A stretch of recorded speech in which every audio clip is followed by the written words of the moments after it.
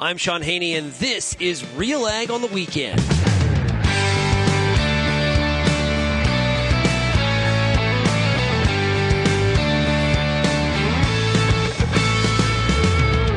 Let's get real and get connected with the week that was in Canadian agriculture.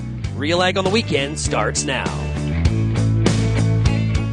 Welcome to RealAg on the Weekend. I'm your host, Shaun Haney of RealAgriculture.com. Hope you had yourself a great week. Of course, the Stanley Cup Finals are well underway. People enjoying those games indeed, especially in Edmonton, here in the RealAg on the Weekend audience. And some smoke in the air for depending on where you are, on what day of the week it is.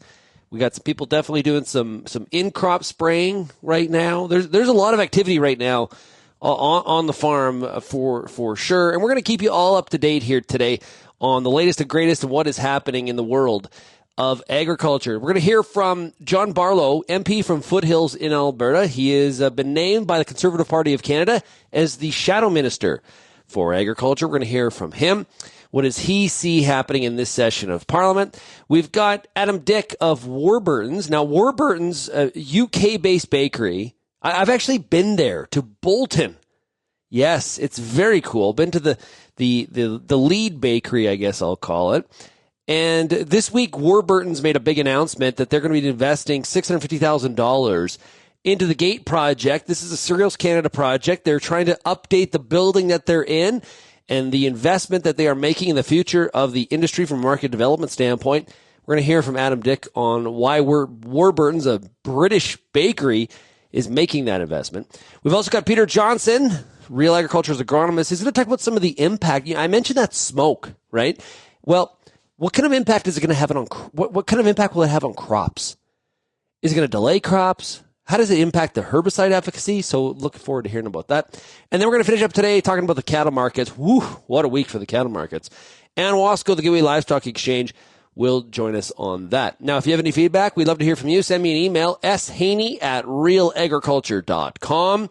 You can also find realagriculture.com across all of the different social media channels. You're also more than welcome to call the Real Ag feedback line, 855-776-6147. And to make sure you get our newsletters, you can do that by signing up for the free ones by going to realagriculture.com/subscribe. Okay, let's get some commentary here from John Barlow, new Shadow Minister of Agriculture for the Conservative Party of Canada. And this is a spot he's very familiar being in. 3 times he has been named the Shadow Minister of Agriculture. Of course, we have a new Minister of Agriculture, Mr. Heath MacDonald out of PEI. I started off by asking John, what's his impression of the new minister? Yeah, I think I'll have a good working relationship with the minister. We've had an opportunity to speak a couple of times already, and we'll have a more formal meeting before we rise this spring. Certainly the proof will be in the pudding, but we'll see what his priorities are and his focus. But he thus far has been open to listening to what are some of the things that we want to prioritize. But I'm hopeful that he is much different than Minister McCauley. I'm not completely convinced of that yet. He is another member of Parliament from Prince Edward Island, and when Prince Edward Island was going through its potato crisis, the minister, MP MacDonald at that time, didn't fight for his constituents and didn't fight for the potato farmers of PEI. So I'm a little hesitant that if he didn't stand up for his own farmers, his own constituents, is he going to stand up for farmers across Canada? And that's something that we want to see. You've mentioned that from an ag file perspective, there's some unfinished business. What are the 2 or 3 things that come top of mind when it comes to the unfinished business that you want to push when it comes to being the Shadow Minister? Yeah, I think overall it comes down to the cost of doing business and the regulatory red tape and tax regime that the farmers are dealing with. Fertilizer tariffs, tariffs in China on canola, beef, and seafood. It was good to see the Prime Minister say that those are a priority, but we want to see some action taken on those files. Harmonization of regulations, certainly the let's say, the acrimonious relationship between agriculture and the CFIA and PMRA. I want to see that relationship improved and addressed. And if that's a change in mandate for those agencies or a shift of where those agencies are placed within cabinet. And again, a lot of that comes down to Minister MacDonald. And is he going to be that influential voice at the cabinet table? With all due respect to Minister Macaulay, who had a long career here, I think the one thing that agriculture has been really missing for the last decade is having that person at the cabinet table who has some gravitas, some influence. And I'm certainly hopeful that the new agriculture minister will play that role or take on that role for agriculture to ensure that when we do bring issues to him, that he has the authority or the clout at the cabinet table to make sure that the interests of Canadian agriculture is heard at that table. What about the focus on trade? And I was talking to a few stakeholders last week. Their impression is that trade is much more important in this Carney government than we saw prior with Trudeau. Yeah, I think you're certainly seeing the language from this government is more adult, more focused on economics and productivity and growing our economy, and less on social issues, let's say. So I'm hopeful that's the case. A very new, I don't want to say a rookie MP, but a rookie minister in the trade file, and Minister Sadu, which I've also had an opportunity to have a short conversation with him. To put someone without cabinet experience in that very critical role at this time with everything going on with the United States and China, I'm hopeful he's up to the task. But he hopefully the focus of the Prime Minister to be prioritizing trade and economic growth will play out on where their priorities lie within the government. Yeah, there's been, I guess, lots of wonder. You mentioned kind of the direction relationship between CFIA and PMRA. Where would you like to see the government go on some decisions? Is it a case of overall audit, cost benefit, or is there some simpler, lower hanging fruit that could just be tackled immediately? No, I think it has to pick a lane, and Ag Canada needs to decide what it wants to be and what it wants to accomplish. And I think one of the things that is really missing, and we would have focused on had we won that election, is an audit of Ag Canada and ensuring that there's some metrics in place within its mandate to measure its success.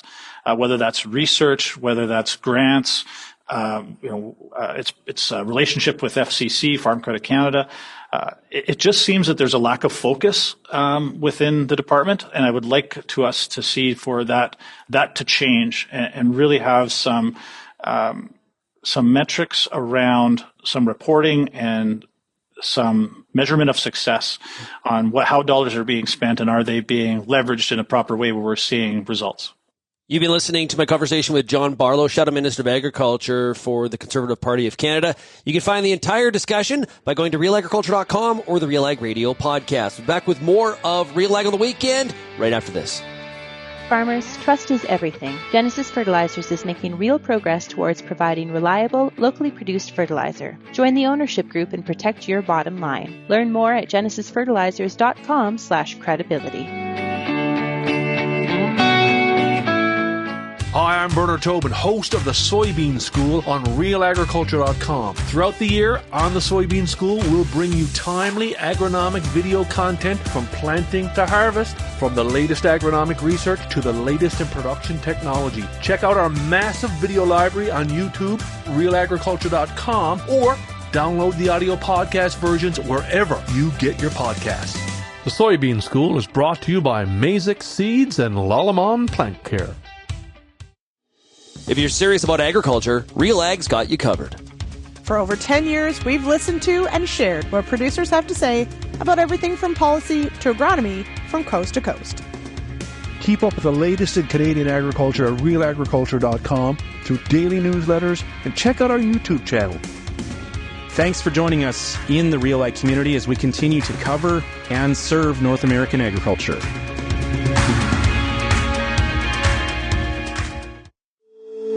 If you're involved in the agriculture industry, it's important to stay informed on all the latest issues affecting your business. At RealAgriculture.com, we offer fast, reliable news, information, and insights to help you keep on top of all of the latest in Canadian agriculture. Visit RealAgriculture.com and sign up for our free daily newsletter covering everything from news, agronomy, animal agriculture, and much more. Visit RealAgriculture.com/subscribe today.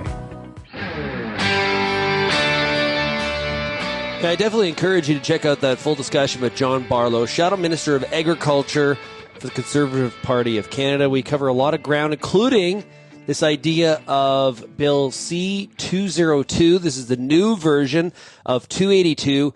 Now, since my discussion with John, the House actually approved that bill. So that's something to watch out for. This is where we legislate protection of supply management. Very controversial issue. We also broke that down on Friday's episode of the Real Ag Radio podcast, so check that out. Well, Cereals Canada has been very much underway trying to push and try to, I guess, move the industry in the direction of their thinking, needing to fund this GATE project. It's a large project. Cereals Canada has to find a new building, and their board has been working very hard to try to sort something out. Now, this is more than just an office building. This is a functioning market development factory, so to speak, is what they have intended. And one of the big Canadian customers of wheat is Warburtons, which is a British-based bakery. Well, Adam Dyck, who is resident in Canada for Warburtons, talked to Kelvin Hepner of RealAgriculture.com about what Warburtons' intentions are by giving GATE $650,000. Yeah, we're really excited to make this announcement today, Kelvin, and to put this money towards the exciting GATE project. I think it further demonstrates our commitment to Canadian agriculture. Cereals Canada has a very special place for Warburtons. It's where we do all of our testing of Canadian wheat that we're contracting with Western Canadian farmers.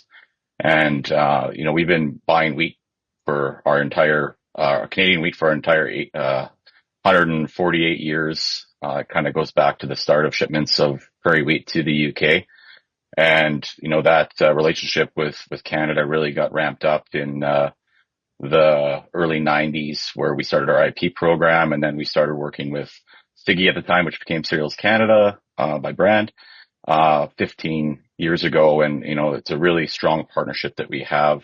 They are our home away from home, and we do a lot of really exciting work. And we think that the work that they do for the Canadian industry is massive, especially in these turbulent times. The market access things, the market development, they're keeping those markets open and growing for Canadian farmers and for the Canadian grain industry. So really exciting to put this money towards the GATE project, where we hopefully have a new building in a short amount of time here, where we can build and make something even better. Adam, one of the questions that we've heard from some people in the audience with this project being announced about a year ago now is that why would companies work with Cereals Canada and GATE on this type of work instead of doing it internally? Can you speak to why Warburtons chooses to work with Cereals Canada and why you have this, as you referred to it, home away from home, together with Cereals Canada in downtown Winnipeg?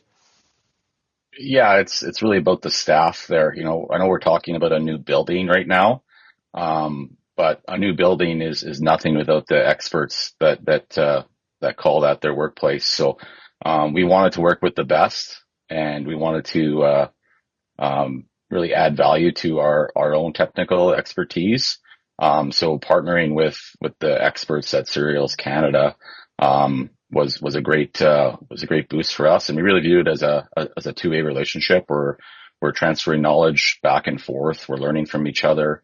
As Joanne mentioned, we've done a lot of things on other crops as well, and how they can be implemented into bread. But it's really just about that strong partnership we have with them, and that knowledge transfer that we can continue to get better on both sides. Kelvin also had a chance to talk to the former CEO of Siggy and Senator Joanne Booth. What are the next steps, Joanne, in terms of seeing this vision come to fruition? I know you're working with some heavy hitters on your fundraising capital campaign committee. Is that the next step, trying to bring on more funders, making more announcements like this? Yeah, definitely. I mean, we've had some good support from the province of Manitoba. It all kicked off with tremendous support from the grower groups across the country, from including, of course, Alberta, Saskatchewan, Manitoba, but also Ontario and Quebec.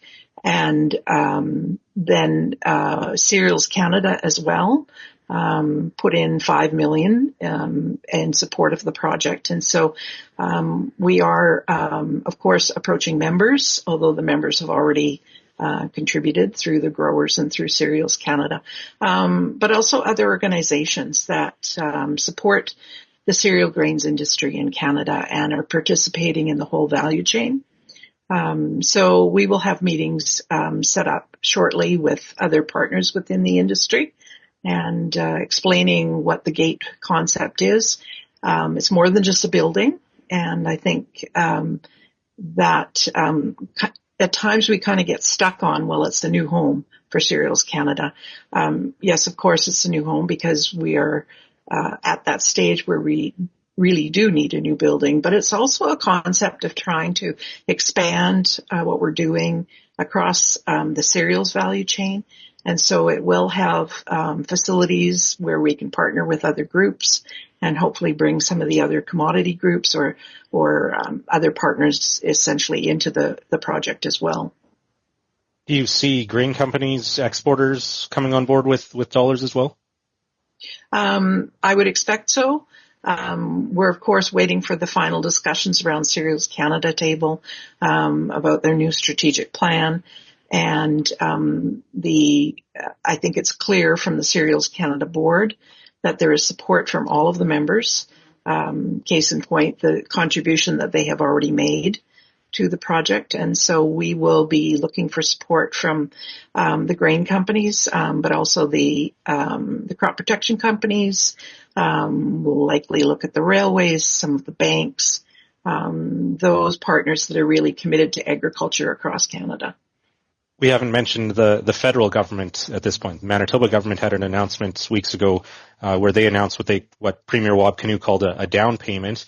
Now we have a new prime minister who's talking about market development and the importance of diversifying Canadian markets in trade. Prime Minister Carney's talking about investing government dollars versus spending on operating, that type of thing. Where do you see Gates fitting in federal fiscal plans, Joanne? Well, I mean, I think it's a really good fit, and especially as you've just mentioned, the issues that we're having with trade. Although the U.S. is not a large buyer of Canadian wheat, of course, we're competing on the international markets. We did, of course, the Cereals Canada staff are working on government relations. So you heard the announcement from Manitoba. They're also working with the federal government to look at a contribution as well. That got delayed because of the change in prime minister and then the election. So staff are hard at work making those connections within the federal government, looking for federal support. That was Kelvin Heppner of RealAgriculture.com chatting with Adam Dyck from Warburtons. Of course, Warburtons making the big contribution to this GATE project with Cereals Canada, as well as Joanne Booth, former CEO of Seagee. We've got more coming up here on RealAg on the weekend. Next, we're going to hear from Peter Johnson, Real Agriculture's agronomist. We're talking about the impact on your crops from the smoke that's in the air. Want to stay on the leading edge of farm management? RealAgriculture.com features the Mind Your Farm Business podcast brought to you by RBC Royal Bank. Find it at mindyourfarmbusiness.com or wherever you get your podcasts.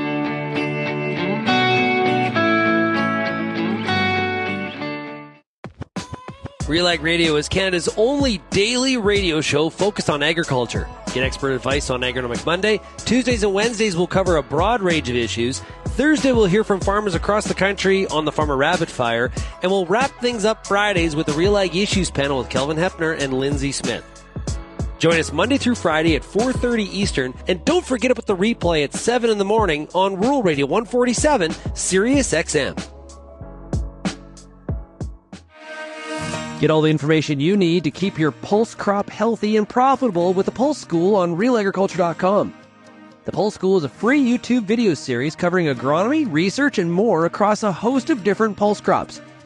It's also available as an audio podcast wherever you download or stream your favorite podcast. Check us out on YouTube or visit RealAgriculture.com. The Pulse School, brought to you by BSF Canada.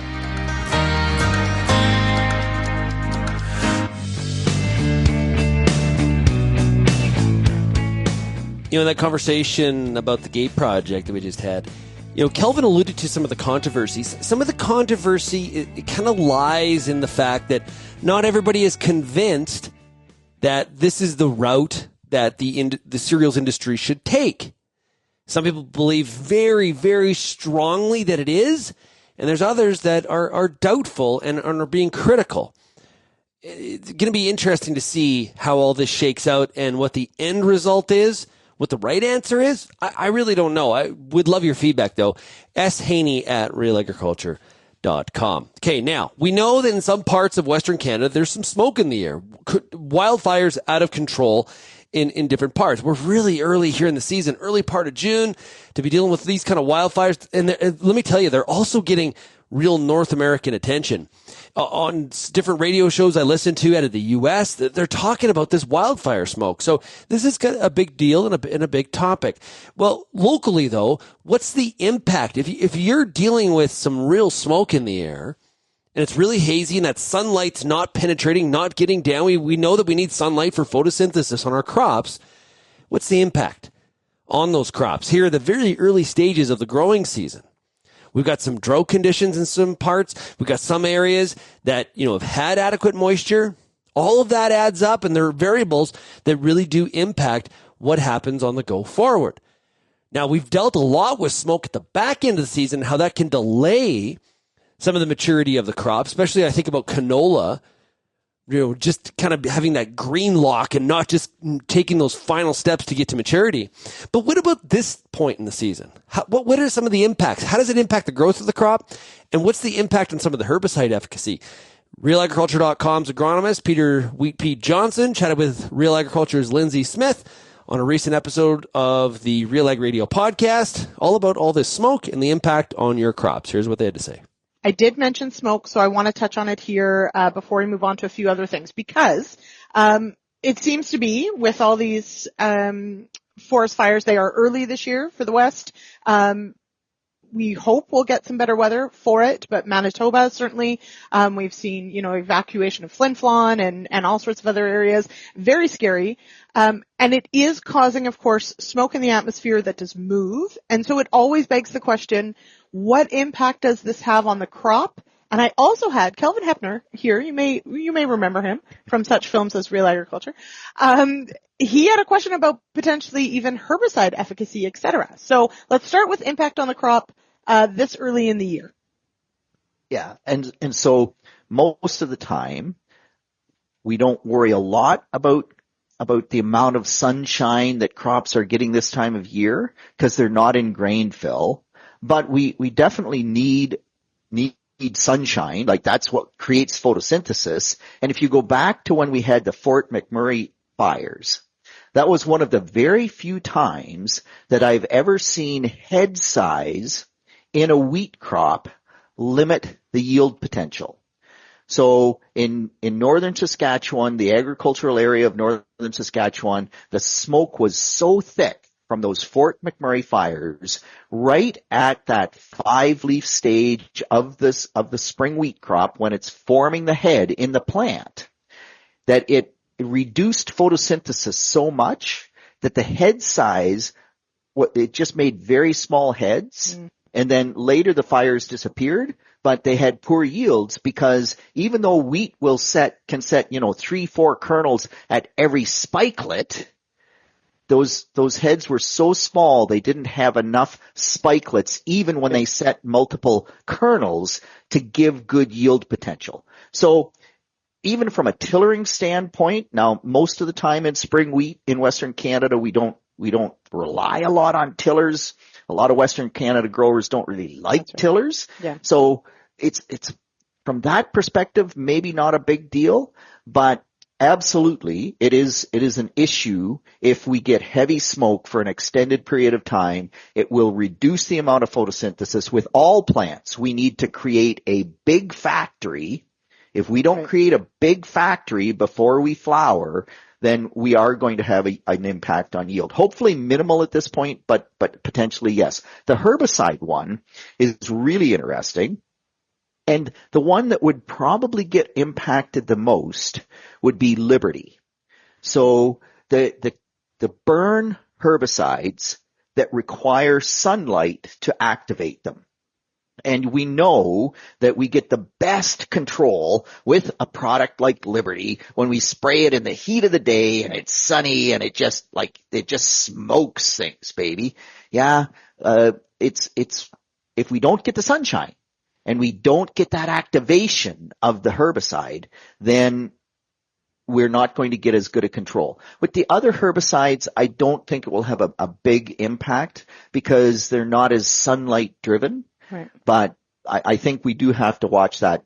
And Liberty's a big herbicide in Western Canada, right? Yeah. And so we want to spray it before a nice sunny day. And if we don't get the sunny day, it could have an impact. So now, and this, I mean, we went through this a couple of years ago here in Ontario where we had a very smoky June. It is more common to have smoky conditions later in the growing season for Western Canada. And so that is why I think so many people are asking this question now, because as you mentioned, I mean, canola and wheat, I mean, they set their potential very early in the season. So if it's cloudy during that time. So I guess just to balance that out of curiosity, let's say it's more like July, like during, say, flowering or during grain fill for wheat. Does it have the same impact or less so? So it has way more impact. So the critical period for wheat is basically 2 weeks prior to heading to anthesis to 10 days after. With corn, it's 10 days prior to tassel to 2 weeks after or 10 days after. With canola, it's kind of that flowering stage and after. So most plants, the real critical period is around that flowering window. And with a plant like canola, it's a lot more forgiving because it flowers over a long period of time. Soybeans flower over a long period of time. Right. Crops that flower for a very short period of time, that window or that critical timing, that critical period is much tighter, much more defined, if you will. And if you have lack of sunshine because you've got heavy cloud cover, then that will have a lot more yield impact than we're ever going to see with cloudy conditions now. That was Real Agriculture's Peter Wheat Pete Johnson. Some good news, bad news sandwich there. And of course, there's be varying degrees of that smoke. So this is not a simple one, and we probably won't know all the results in terms of what the impact was this year. Pete's talking about in generalities in terms of what we typically see. Well, this year could be more intense, less intense. It is really kind of hard to get your head wrapped around it, but obviously share your experiences by sending me an email, shaney@realagriculture.com, or that RealAg feedback line, 855-776-6147. Coming up next here on RealAg of the Weekend, we're going to dig in on these cattle markets. Whoo, steamy. It has been quite the ride, and we're right in grilling season. You got the barbecues fired up, you got the smoker going, we are cooking meat, and it's a lot more expensive. Steamy is one way to put it. We'll find out where we go from here. You're listening to RealAg on the Weekend. We're right back right after this.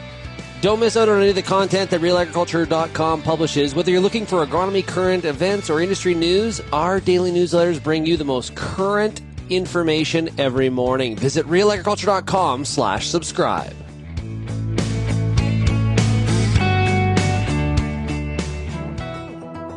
The Canola School on RealAgriculture.com is a video series that showcases the latest in canola research and production agronomy. Learn from some of the best at your own pace through quick and timely producer-focused videos available on our YouTube channel. The Canola School on RealAgriculture.com is the quickest way to keep up to date on all the latest in canola production. Boost your canola IQ with the Canola School, brought to you by BASF, and visit canolaschool.com. I'm Lindsay Smith from RealAgriculture.com, Join me Monday nights for The Agronomist, a 1-hour live and interactive show broadcast across YouTube, Facebook, and X. Monday nights at 8 p.m. Eastern, I host expert agronomists from all over the country to give you answers to some of the toughest agronomic questions. Join us live or catch the replay Tuesday morning. That's The Agronomist with me, Lindsay Smith, Monday nights live at 8 p.m. Eastern.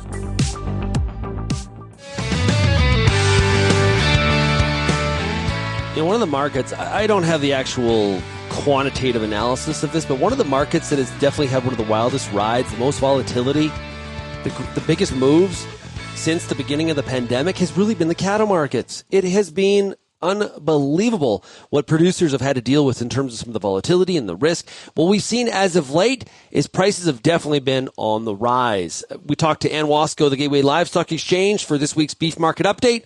Here's what Ann had to say about what's going on in these markets.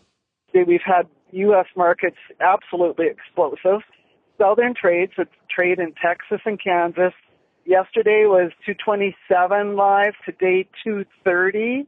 That's $5 to $8 higher again compared to last week. And Nebraska, we've just had a little bit of dress trade in Nebraska at $3.75 delivered.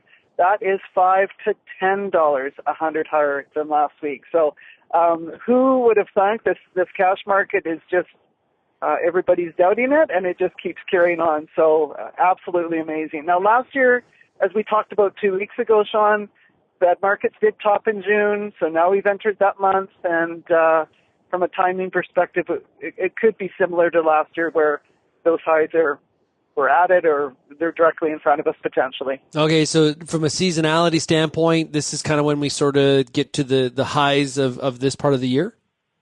Yeah, and that's exactly what happened last year. So it feels like sometimes they're May, sometimes they're June, but it's feeling like we're on that track like last year. Now, the one thing, and we've talked about this, we've had good demand, so we watched that choice cutout. It's coming along, but I'd describe it more as a grinding higher, whereas that cash market we talked about exploding higher. So the choice cutout, and this is this morning's quote, but it was 367.5. That's up 1.5 from last week. So again, cattle prices jumping leaps and bounds, and wholesale beef prices clawing along. So that also means you've got packers in the red and deep in the red. Kind of put some questions right now if you're trying to make a deal on grass cattle or just any cattle to be placing into your feed yard here between now and fall on some sort of forward contract. It kind of makes you question how you should be pricing them. Well, and I suspect you don't have much leverage. Everything's just on the up and up. So hard to make any kind of deals. Feeder market's been following along, and any of the forward price cattle for fall, whether we're talking about calves or yearlings, is also just continuing to make new highs as well, and seeing more and more cattle getting offered on those forward sales like we talked about 2 weeks ago. So very, very explosive. Hey, remember during the pandemic when Packer was huge in the green on the profitability side, a lot of concern from beef producers, and there was talk about how we need to have a price back to producers that was tied to that cutout. Remember that? That seems to be in the distant memory all of a sudden with some of these cash prices. It's funny how the world goes around, doesn't it? Yeah. Go ahead. These cattle markets have long tails. Before we leave talking about fat cattle prices, I didn't want to forget, Shaun, about the Canadian market. So in Alberta this week, we did see 502 delivered, dressed as most of the cattle. Now, I think seeing what's gone on in the U.S., and that's fully steady with last week, I think Alberta packers have kind of slammed the gate closed, if you will, and are going to be looking and asking for more money on what's remaining that's ready to sell. And the other news, I don't often, unless I'm talking to Lindsay, mention the Ontario fat cattle market, but they've had an absolutely explosive week. They were $15 to $20 higher this week, dressed. $5.20 delivered was the Ontario rail grade price. How come? So it doesn't matter if we're talking about Texas, Ontario, or Alberta. We're smoking. Yeah. Well, why the quick shot up in the Ontario price? Probably a bit of a catch up. I think there was some lag going on in terms of the Alberta market, and a bit of that seasonal that happens, and all of a sudden you see at this time of year as we kind of finish off the second quarter, you see the Ontario market move higher versus the Alberta market. So a little bit of it's a seasonality, but it's just so extreme. These prices just seem to be so extreme in their moves right now. Yeah, and Stats Can has some information for us here. We wanted to chat about live cattle exports. Yeah, this is kind of interesting, Shaun. Not a surprise, but it's always, for me anyways, interesting to see the data. So this is April live cattle exports.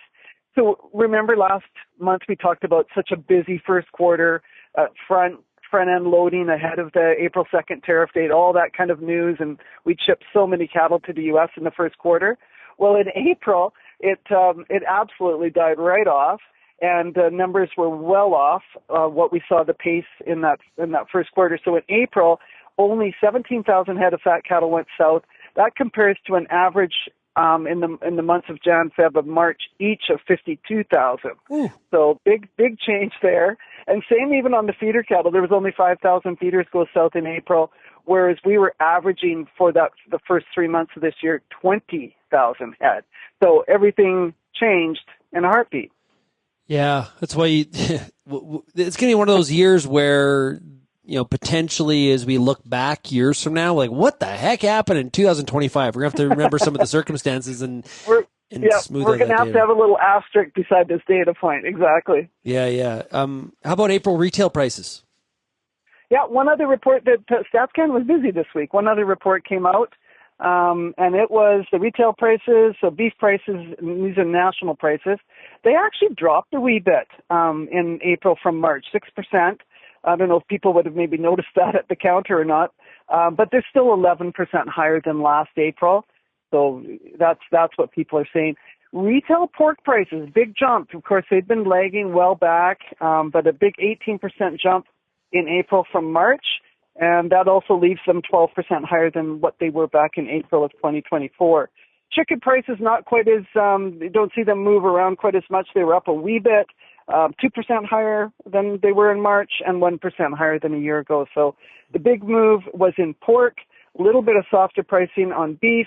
And again, typically here as we head into the second quarter of the year is when we'll see those retail prices tend to peak out for the year. So kind of not exactly matching in terms of what we're seeing out there at the prices being paid to producers versus what's happening with pricing at the grocery store, just timing off a little bit. Yeah, well, maybe not timing, but more of a catch-up. Recall that after COVID, that's when we really started to see some big moves on that retail price, and fat cattle prices, producer prices weren't moving; they're moving the other direction. And so over time, this is what I'll define as a catch-up, and I suspect as we go forward over more time, we'll see it reverse back again. So they don't always match up piece for piece or, exactly on time, if you will, but over a longer period of time, they tend to work out. At some point, somebody's moving up and somebody's moving down. So right now, the producer's making up for some long overdue time in terms of catching up with all these prices. That was Ann Wasko of the Gateway Livestock Exchange. Yeah, things have, the temperature's heating up outside, and it's also been a hot one in the cattle markets. Hey, if you have any feedback on today's show of RealAg on the Weekend, we'd love to hear from you. You can send me an email, shaney@realagriculture.com. You can also find Real Agriculture across all the social media channels. You can also subscribe to our e-newsletters, realagriculture.com/subscribe, or call the RealAg feedback line, 855-776-6147. On behalf of the entire team at realagriculture.com, we'll talk to you again next week. Cheers, everybody.